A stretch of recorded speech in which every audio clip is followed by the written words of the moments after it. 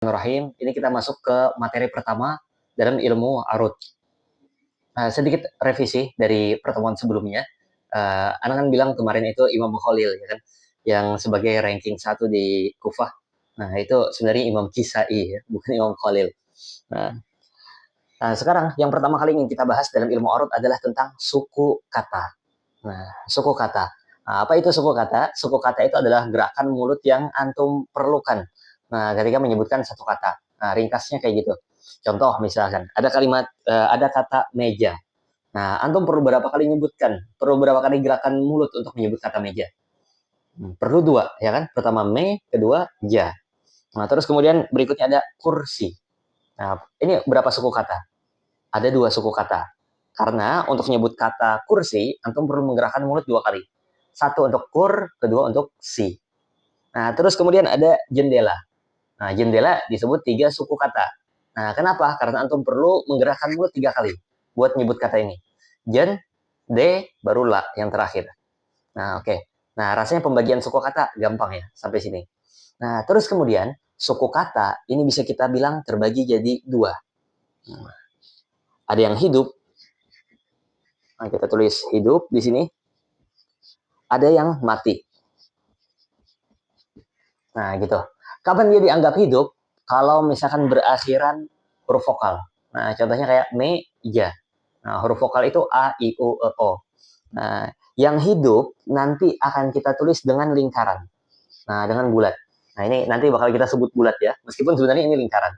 Nah, yang mati nanti akan kita tulis dengan garis. Nah, jadi contoh, meja. Nah, me ini dia hidup karena berakhiran huruf vokal. Maka kita tulis bulat. Nah, terus ja. Ja ini hidup apa mati? Hidup juga karena akhirnya huruf A, huruf vokal. Maka kita tulis meja itu adalah bulat-bulat. Nah, terus kemudian kursi. Kurnya itu adalah suku kata yang mati. Karena bukan berakhiran huruf vokal, akhirnya R, ya kan? R itu huruf konsonan, bukan huruf vokal. Nah, konsonan itu kebalikannya vokal ya. Maka kur nanti kita tulis garis. Nah, sedangkan si ini akan kita tulis dia bulat. Karena si itu dia akhirnya huruf vokal, huruf I. Jadi kayak meja itu bulat-bulat. Nah, kursi akan kita tulis garis bulat. Nah, sekarang jendela. Nah, jendela. Jen ini mati karena diakhiri huruf N. Maka kita tulis garis. Nah, D itu hidup karena berakhiran huruf E. La itu kita tulis bulat juga. Nah, gampangnya bahasa Indonesia gini. Nah, kalau antum udah dapat logikanya, ya kan dapat cara berpikirnya gimana, ketika menerapkannya dalam bahasa Indonesia, maka akan lebih mudah memahaminya ketika kita pindah ke dalam bahasa Arab. Nah, beberapa orang itu ada yang ketika langsung pakai bahasa Arab, dia kesusahan. Nah, sekarang kita menggunakan contoh yang pakai bahasa Arab. Ada kalimat al-qolamu. Nah, al-qolamu. Coba perhatikan betul-betul. Kira-kira ada berapa suku kata dalam kalimat al-qolamu? Nah, ada 4 suku kata, ya kan? Pertama al, ko, la, baru terakhir mu. Nah, totalnya ada 4. Nah, al itu diakhiri mati atau hidup. Nah, dia diakhiri mati, ya kan? Nah, maka kita tulis garis. Nah, ko. Nah, ko itu dia diakhiri harokat, bukan huruf yang sukun, ya kan? Maka dia kita tulis bulat. Nah, terus la. La juga gitu. La hidup dia. Terus kemudian mu. Nah, mu dia diakhiri harokat. Maka kita tulis bulat juga. Maka al-qalamu kalau kita ubah menjadi garis dan bulat, nah hasilnya adalah garis, bulat, bulat, bulat. Nah, kayak gitu. Ini mirip-mirip ya kan sama dengan yang bahasa Indonesia tadi. Cuman bedanya kalau bahasa Indonesia kan patokannya huruf vokal atau huruf konsonan. Nah, kalau di bahasa Arab patokannya adalah diakhiri sukun atau enggak dia. Nah, al dia kan suku katanya diakhiri sukun. Nah, kalau kok bukan, dia murni harokat aja di sana. La gitu juga harokat aja. Mu juga hanya harokat. Nah, sekarang ada kalimat ya jelisu. Ya jelisu. Ada berapa suku kata di sana? Nah, coba pikir dulu. Ya, ada tiga. Nah, ada tiga suku kata di sana. Pertama ya, kedua li, ketiga su. Wah ya, Ronaldo ketiganya. Ya. Nah, ya jelisu. Ya jelisu, ya j. Ya itu mati ya kan, makanya kita tulis garis. Karena dia berakhiran sukun. Li, li hanya harokat. makanya kita tulis bulat. Su. Nah, su juga hanya harokat. Makanya kita tulis juga bulat. Nah, walhasil ya jadi su nanti ditulisnya garis bulat-bulat. Nah, sekarang perhatikan contoh berikut. Ini mirip-mirip kayak sebelumnya. Tadi kan kita udah pakai contoh al-qalamu. Nah, sekarang kita rubah jadi qalamun. Nah, qalamun ada berapa suku kata di sana? Ko, la, sama mun. Berarti total ada 3. Qalamun. Nah, ko diakhiri harokat apa sukun? Harokat, ya kan? Makanya kita tulis bulat. Terus kemudian la diakhiri harokat apa sukun? Harokat juga. Maka kita tulis bulat lagi. Nah, yang terakhir mun diakhiri harokat atau sukun. Nah, ini sebenarnya harokat, ya kan? Nah, tapi kita tulisnya garis. Nah, kenapa? Karena mun itu kesannya tetap mati, meskipun dia harokat. Nah, kenapa? Karena kolamun itu bunyi tanwin, itu seakan-akan tulisannya begini. Nah, seakan-akan tulisannya kolamun, ada nun sukun di akhirnya.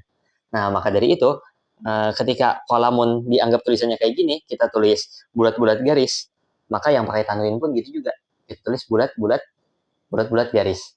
Nah, karena di arut, kita itu nggak berfokus sama tulisan. Kita fokusnya ke bunyinya. Ketika bunyinya ada bunyi nun sukun, maka kita anggaplah seperti ada nun sukun di sana. Nah, terus kemudian berikutnya ada lagi contoh kitabun. Kitabun. Nah, ki diakhiri harokat atau sukun?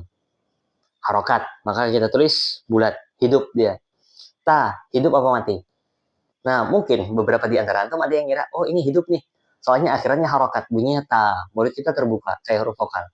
Nah, di sini yang perlu antum ingat adalah huruf-huruf mat itu meskipun nggak ada harokatnya, kayak di sini ada alif ya kan. Nah, ini dianggap seakan-akan ada harokat sukun di atas ini. Makanya ta ini tetap dihitung mati. Nah, karena mati, maka kita tulis garis. Bun. Nah, sama kayak seperti kasus kolamun tadi. Nah, kita tulis garis. Karena dia dianggapnya sama kayak bun, ba sama ada nun sukun di akhirnya. Nah, ingat ya, kalau misalnya ada mat, maka dia dihitungnya suku kata yang mati juga. Nah, contoh berikutnya. Ijlisu. Ya kan? Oh, harusnya ada ini. Nah, ijlisu. Duduklah kalian. Nah, ini juga sama. Su-nya berupa mat. Nah, maka ijlisu, kita tulisnya apa? Ij, hidup apa mati? Mati. Tulis garis. Li, hidup. Ya kan? Karena dia cuma harokat aja. Baru terakhir, su. Nah, su ini juga mati. Meskipun dia hidup, tapi kan huruf waw ini dianggap ada sukun di atasnya. Nah, jadi dia dianggap tetap seperti suku kata yang mati. Maka kitabun kita nulisnya bulat garis-garis, ijlisu kita nulisnya garis bulat garis. Nah, sebenarnya ada beberapa tanbihan lagi yang lumayan penting. Di antaranya kayak tasdid. Tasdid itu dianggap dia ada huruf yang sukun di sana, baru ada huruf yang berharakat. Nah, contoh misalnya ada kalimat durun. Durun. Ini berapa suku kata? Ada 2, ya kan? Dur sama run. Nah, kita nganggapnya seakan-akan ada ro sukun dulu.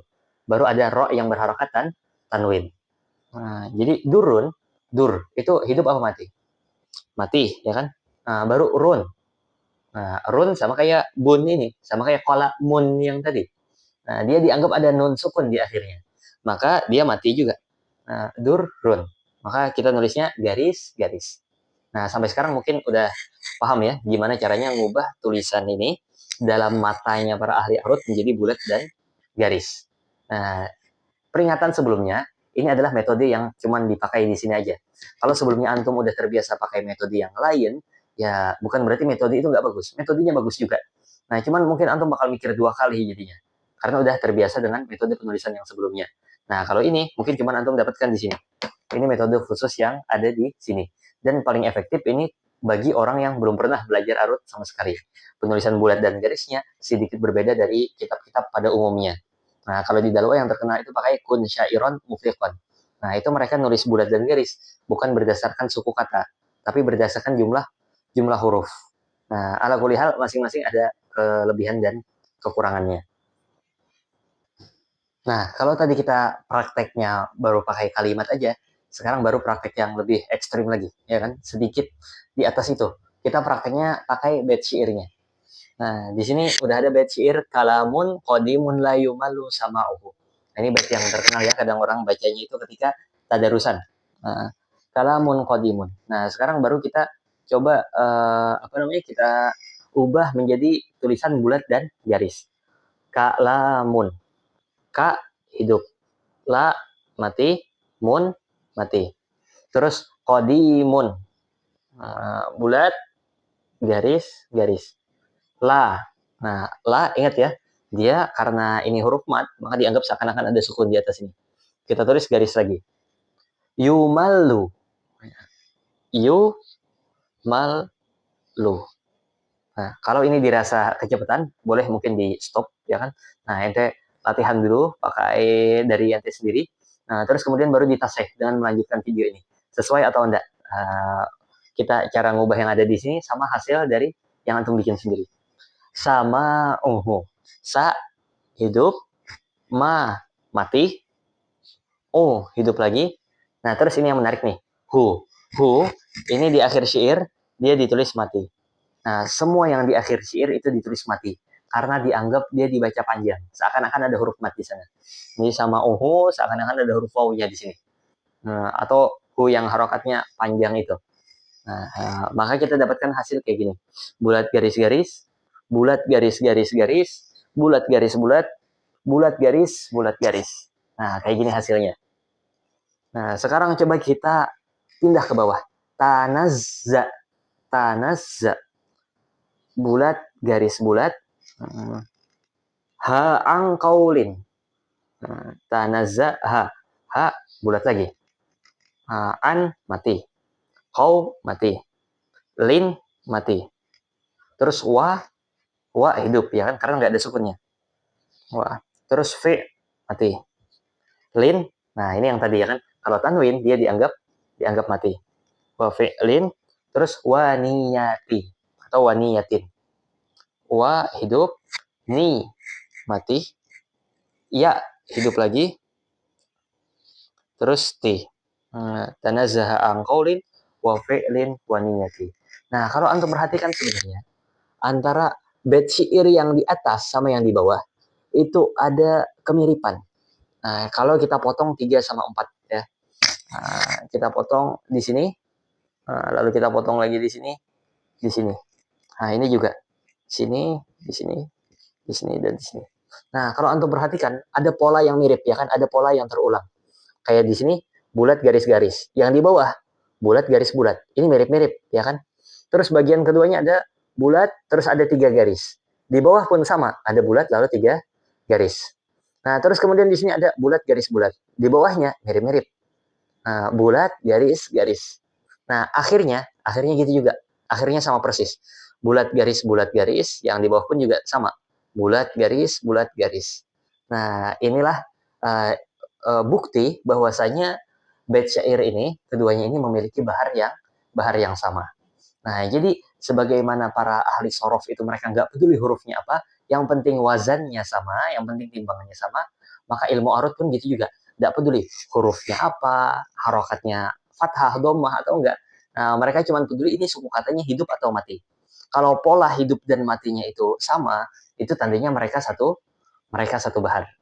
Nah, sampai di sini mungkin udah ada gambaran ya, bagaimana logikanya para ahli arut itu berjalan ketika memandang sebuah syair. Nah, insya Allah antum udah dapat lah frameworknya gimana cara mereka mikir. Nah, sampai sini udah tahu ya kan? Jadi, kalau mata orang biasa, mereka ngelihat syair ini cuma nangkepnya apa? Kalamun qadimun la yumalu sama'uhu. Nah, mereka cuma menangkap itu. Sementara para ahli arut, mereka nangkapnya apa?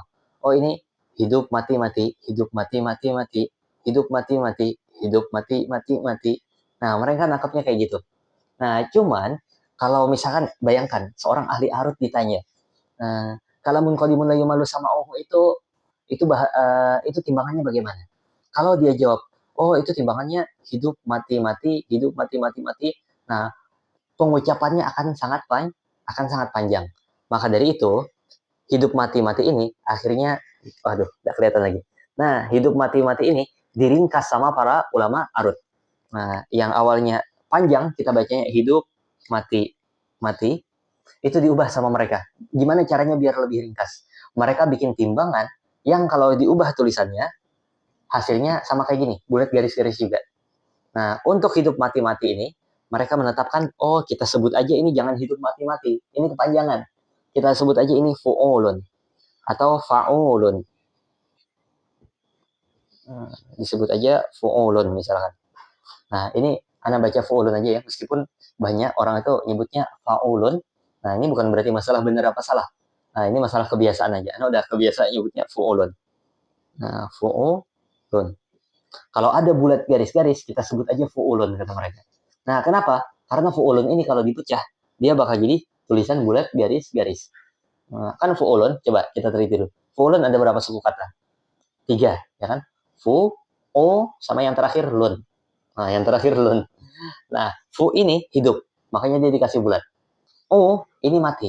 Nah, ingat ya, yang panjang, yang mat itu dihitung mati. Makanya dia dikasih garis. Lun jelas, lun mati, ya, makanya dikasih garis. Terus kemudian bagian berikutnya ada bulat garis-garis-garis.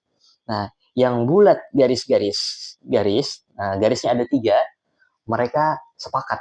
Oh, kita sebut aja ini mafa'ilun. Nah, kenapa? Karena mafa'ilun, kalau diubah tulisannya, itu bakal menjadi bulat, terus ada garis 3 di belakangnya. Mafa'ilun. Nah, begini tulisannya kurang lebih. Kelihatan nggak sih? Nah, mafa'ilun. Nah, karena ma bulat. Fa panjang itu garis. I panjang itu juga garis. Nah, lun dengan nun mati itu juga garis. Nah, makanya kalau ada bulat garis-garis-garis, mereka nyebutnya mafa'ilun. Nah, timbangannya kan sama ini soalnya. Nah, akhirnya dengan cara mengubah bulat dan garis ini, entah itu setiap 3 atau setiap 4, menjadi kalimat tertentu seperti fu'ulun dan mafa'ilun. Nah, karena diubah kayak gini, mereka akhirnya dapat solusi. Gimana caranya biar kita nyebut bahar tapi lebih gampang. Akhirnya mereka nggak perlu lagi nyebut, oh itu hidup mati-mati, hidup mati-mati, mati-mati. Nah, itu terlalu panjang. Akhirnya kata mereka, oh kalamun qadimun itu wazannya apa? Wazannya kata mereka adalah fu'ulun, mafa'ilun, 4 kali. Nah, mereka nyebutnya cuma kayak gitu. Nah, fu'ulun mafa'ilun, fu'ulun mafa'ilun, fu'ulun mafa'ilun, fu'ulun mafa'ilun. Jauh lebih singkat daripada bulat dan garis. Nah, itu. Jadi sebenarnya ini berupa solusi. Nah, fu'ulun mafa'ilun ini adalah solusi yang dihadirkan ulama Arut untuk gimana caranya mereka memaksudkan atau menunjukkan bahar timbangan satu syair, nah dengan kalimat yang lebih singkat. Nah, cuman sekarang ini masih tersisa muskilah. Apa itu? Ini masih dirasa panjang sama ulama Arut. Nah, masa kalau ditanya, ini baharnya apa? Nah, ini timbangannya apa? Mereka jawabnya, oh itu timbangannya fu'ulun mafa'ilun, fu'ulun mafa'ilun, fu'ulun mafa'ilun, fu'ulun mafa'ilun. Atau mereka nyebutnya fu'ulun mafa'ilun 4 kali. Nah, itu dirasa masih terlalu panjang. Akhirnya, kumpulan fu'ulun mafa'ilun 4 kali ini dikasih nama lagi sama mereka. Nah, nama inilah yang nanti menjadi nama bahar namanya. Nah, untuk fu'ulun mafa'ilun, dia namanya bahar tawil. Nah, disebut juga dengan istilah tawil. Nah, mereka disebut bahar tawil. Nah, jadi ketika ulama Arut ditanya, oh kalamun qadimun layu malu sama ohu itu timbangannya gimana? Nah, ulama Arut biar singkat jawabnya, mereka cuma jawab, oh itu baharnya bahar tawil. Nah, orang udah langsung paham. Oh, bahar tawil. Berarti yang fu'ulun mafa'ilun 4 kali.